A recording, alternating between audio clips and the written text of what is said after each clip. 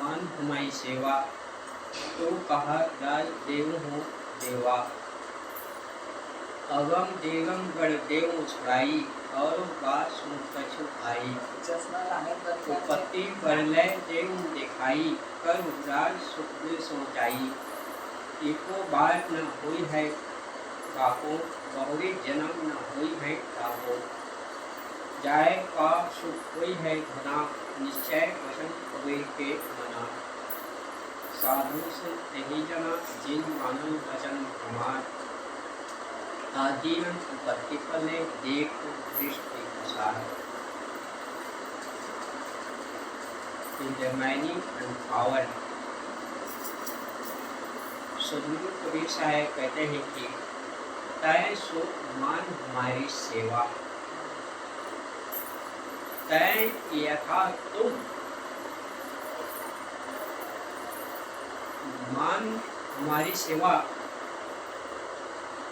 मतलब जो मैं तुम्हारे सेवा करने के लिए तैयार, उसको स्वीकार कर। सुख, सुख किसको कहते हैं? सुख मतलब ये परिवार में रह के सुख करता, ये सुख संपत्ति संग सुख जीवन बिताता। सुख यानी पुत्र, पुत्र, सुख यानी पुत्र, साथ यानी पिता। तो यहाँ सुख है जिज्ञासु शिष्य, और सदगुरु कहते हैं कि ऐ सुख मान हमारी सेवा। सदगुरु कबीर साहब अपने जिज्ञासु प्रिय को कहते हैं कि ये सुख मैं तुम्हारी सेवा करने के लिए तैयार हूँ। अद्भुत है। हम संत महापुरुष की सेवा तो कहाँ से करते हैं? उनका कपड़ा धो देते हैं, स्नान करा देते हैं, भोजन करा देते हैं, आसन बिस्तर लगा देते हैं, सब कुछ कर लेते हैं। उनका भौतिक शरीर की सेवा करते हैं। लेकिन हमारे जो सेवा करते हैं क्या सेवा है? सदगुरु संत क्या सेवा करते हैं? जिज्ञासु के क्या सेवा करते हैं? जिज्ञासु के मतलब ये सदगुरु संत के द्वारा क्या सेवा होता है? प्रवचन करा से, दृष्टांत दे से, सेवा ऐसा है। हाँ? सुना के का? साहेब मन है साहेब। साहेब मन है। जैसे आगे मैंने प्रवचन सुना आपको। हाँ हाँ। इस सेवा है हमारे तुम सेवा करो, उससे शिकायत है। मतलब संत संत महात्मा की सेवा करना तो कौन सा सेवा है? मतलब ज्ञान के सेवा, ज्ञान की सेवा। तो कहा राज देव हूँ देवा। देवा इसको कहते हैं देवा जो देवता है, देवता है। सुख को हरे, दुख को हरे, तुम करे अपराध, कहे कबुआ कबले परम स्नेही साथ। हे देव, मैं तुम्हारी सेवा करने के लिए तैयार हूँ, मुझे स्वीकार कर। काला स्वीकार कर क्या है? राज देव हूँ देवा। ये देव तुम्हें राज देने के लिए तैयार हो कहा है। संत महापुरुष साधु संत के पास कौन सा राज है? ज्ञान के, ज्ञान के सत्मार्ग में जाने के लिए, मतलब स्वरूप स्थिर रूपी राज, समाधि अचल सुख के ये राज दे। अगम गिरगम करते मुस्कुराई, औरों बात सुन कछु आए। औरों बात सुन कछु आए, मेरी बात में ध्यान पूर्वक सुनो। सुनो और विचार करो, मनन करो, चिंतन करो। ये कल में काम का है रहे हो, इसको आज उसको मनन करो काल में, और जो सही है उसको स्वीकारो और गलत उसको छोड़ो।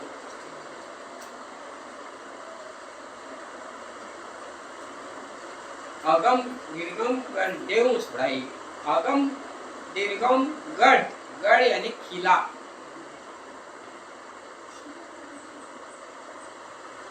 जैसे चक्की है तो बीच में काय रखे?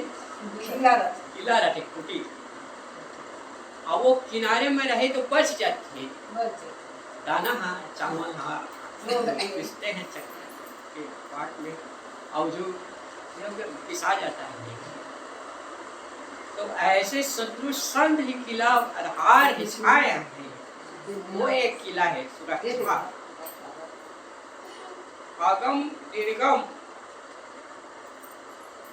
आगम यानी देववाद। देववाद क्या है?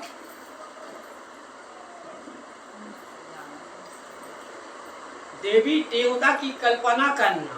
अच्छा। मानंदी जिसको कहते हैं परोक्ष। 5 प्रत्यक्ष, परोक्ष, अप्रोक्ष। प्रत्यक्ष है 5 विषय और परोक्ष है देववाद, जो देवी देवता की कल्पना करना। ये जबरदस्त कारावास से आदमी देवी देवता नाम से इतना भटके हुए हैं कि उनकी सेवा करें, प्रार्थना करें, पूजा करें, दान दक्षिणा करें तो हमारे कल्याण हो। और देवी देवता के बलिदान देते हैं, पत्थर को पूछते हैं। कितने दुख की बात है। ये कल्पना ला मैं सुना देता हूँ।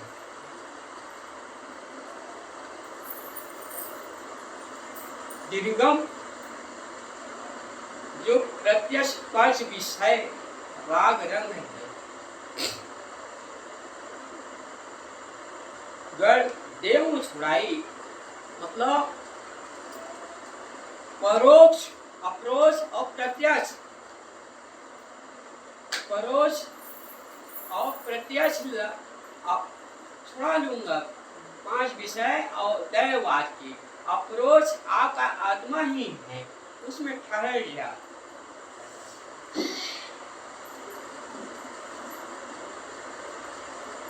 उपत्ति प्रलय देव दिखाई कर उदास सुखबिन सो जाई।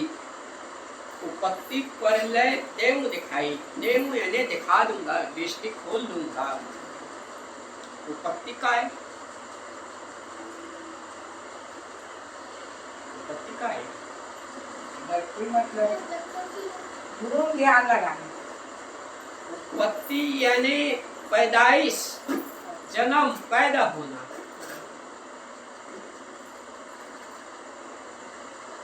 हमारे उत्पन्न हुआ है यानी जन्म हुआ है। और प्रलय, प्रलय यानी पलट जाना, यानी शरीर छूट जाना।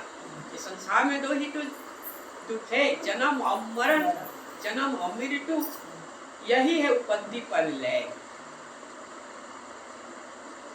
देव दिखाई, तुम विवेक की दृष्टि खोल कर जन्म और मृत्यु कितना दुख, इसको समझें।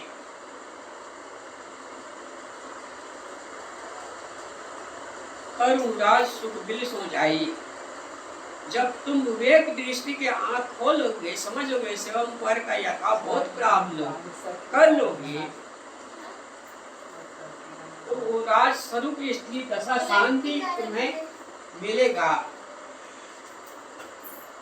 जन्म मरण का दुखदायी समझोगे तो, आशा तृष्णा का त्याग दोगे तो वो राज स्वरूप स्थिति शांति प्राप्ति।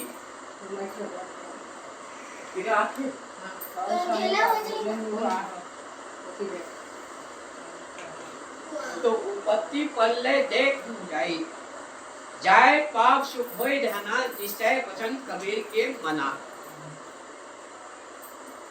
चाहे पाप कर्म को छोड़ दो, सुख होय है धना, धना यानी बहुत सुख, तुम्हें शांति मिलेगी। निश्चय वचन कबीर के मना, जो निश्चय है कबीर के वाणी है उसको समझो। साधु संत ही जना जिन मानन वचन हमार, आदि अंत उत्पत्ति पहले देखूं दृष्टि पश्चात। वही साधु है, वही संत है, वही सज्जन है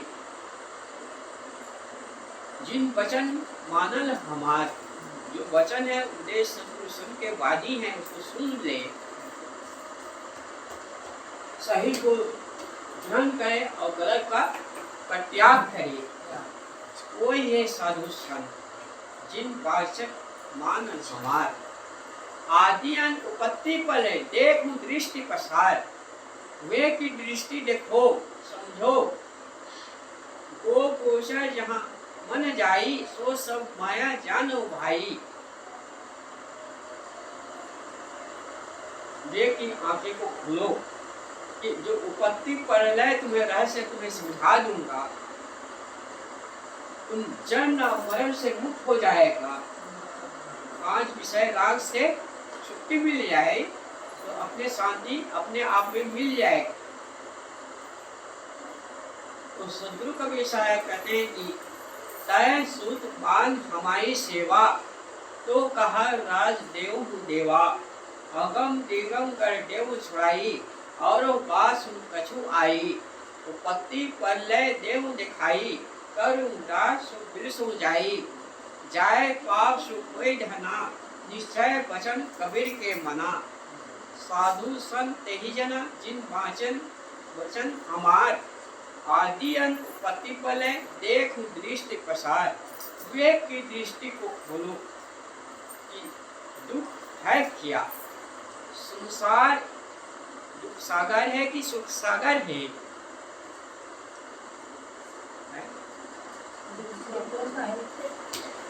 जो विवेकवान है समझ है उनका लिए ये संसार दुख सागर है, और जो नहीं समझो का लिए सुख सागर सुख मान हुए संसार को, उसी में भटके हुए हैं। हाँ, तो यही विवेक की आंखें खोले, समझे कि हमारा दुख है किस राग से कैसे छूटे। दो में से एक चुनाव स्वयं को करना होता है, एक तो राग या तो विराग, बंधन या तो मोक्ष, रागी या विरागी, साधु या असाधु, संयम या असंयम। संसार में दो ही है, तीसरा नहीं है। संयम असंयम तुम्हें सब कही, पहला अशुभ दूसरा शुभ, इसे भूलो ना कहीं। पर मन प्रथम तुमको छुपाएगा भी, तुम यदि अभी न समझोगे तो फिर न समझोगे कभी। कोई करोड़ों रूपों के स्वामी है, कोई किसी लन्ना स्वामी है, मगर कोई बिले वे की जो मन इंद्रियों के स्वामी है।